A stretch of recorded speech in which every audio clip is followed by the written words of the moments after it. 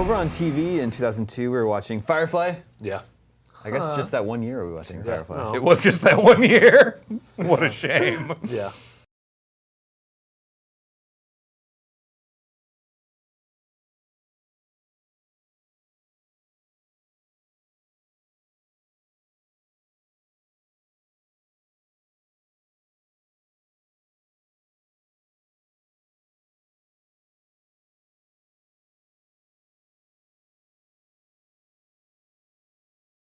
It's easy that there's so many episodes because there's like 9 of them. There's 9 episodes, all of which I remember. Yeah, just the banter between that, like Joss Whedon coming off the success of Buffy the Vampire Slayer, he just continuing to develop that sort of that voice that ended up going, that's what made the Avengers, is that sort of voice and that playful banter, but that also appreciation of really rad female characters and really interesting tortured villains. Yeah, and I mean, I think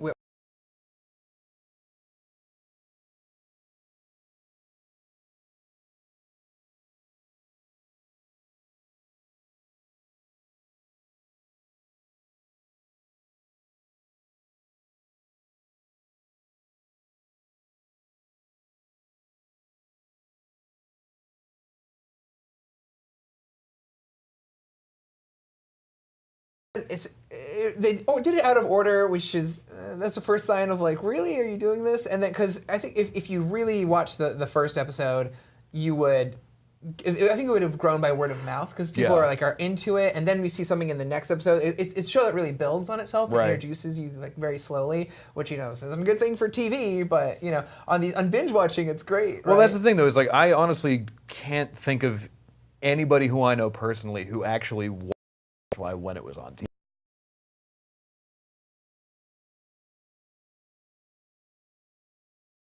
Had a copy of it illicitly on their computer, they were you gotta check this out.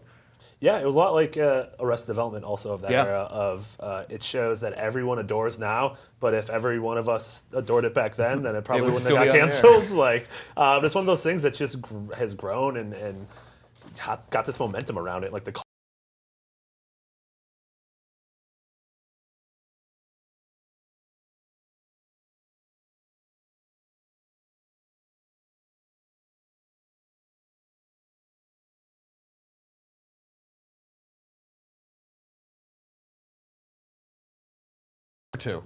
but yeah, it's crazy that having a handful of old Firefly actors on stage together gets people insane. Yeah. 12 years after the show ended and after Serenity came out, people are still obsessed with this. Yeah.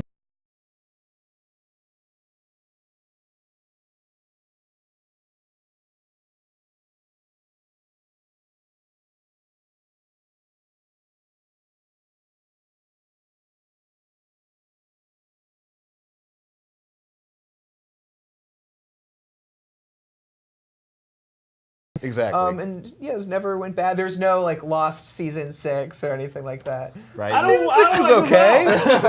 I already declared Lost the greatest art of all time. Just art.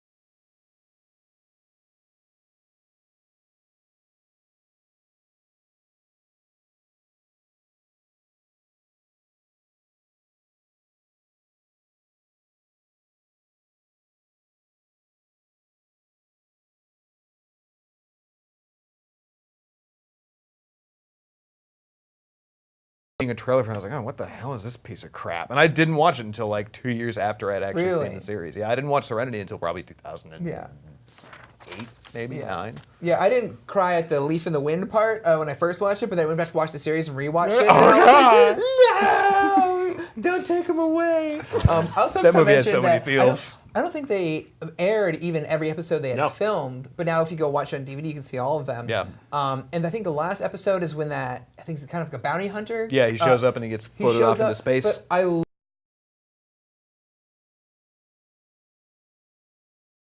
one, and we kind of got to learn because he knew things Yeah. about them. So each character got their own sort of like send off in a way of like we were reminded of what we liked about them, teased about maybe things we didn't know, and then the show wrapped up. So I thought, even though it ended on an ill note, I thought its finale was poignant. It was great. I'm not gonna lie, I'm probably gonna have to go back and watch it this week. I'm now. getting it. Like, I'm getting all feelsy. I'm like all nostalgic. I'm like, oh, I want to go hang out with Hoburn Washman.